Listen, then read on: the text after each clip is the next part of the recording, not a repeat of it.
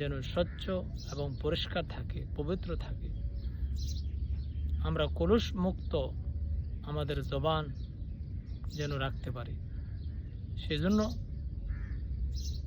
আপনি যাই বলেন, ওটা বলার আগে একটু চিন্তা করেন, আসলে কি এই কথা বলা কোনো প্রয়োজন আছে? না বললে কি কোনো লস হয়ে যায়? যদি প্রয়োজন না থাকে তাহলে নাই বলুন। কারণ আপনি যাই বলুন, সব কিছু কালামুল ইলাহি ইউসাজ্জিলু কুল্লা মা তাকুল। ঐশ্বরিক কলম আপনি যাই বলুন না কেন, সব কিছু রেকর্ড করছে, লিপিবদ্ধ করছে। কোরআনে কারিমে আল্লাহ সুবহানাহু ওয়া তাআলা ইরশাদ করেছেন, মা ইয়ালফিযু মিন কাওলিন ইল্লা লাদাইহি রাকীবুন আতীদ।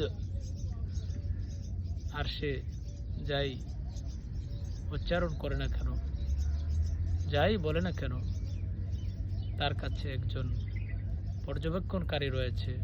সর্বক্ষণ সে যাই বলে তা রেকর্ড করার জন্য প্রস্তুত রয়েছে।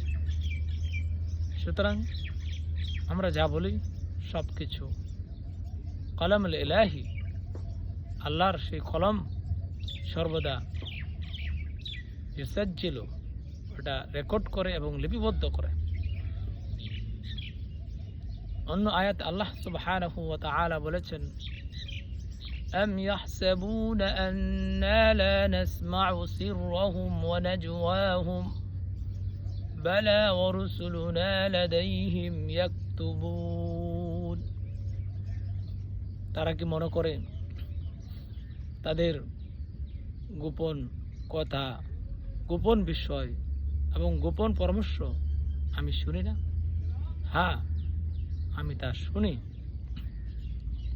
এবং আমার ফেরেশতাগণ তাদের কাছ থেকে তা লিপিবদ্ধ করে। সুতরাং কথা বলার সময় আমাদের উচিত চিন্তা করা আমরা কি বলছি।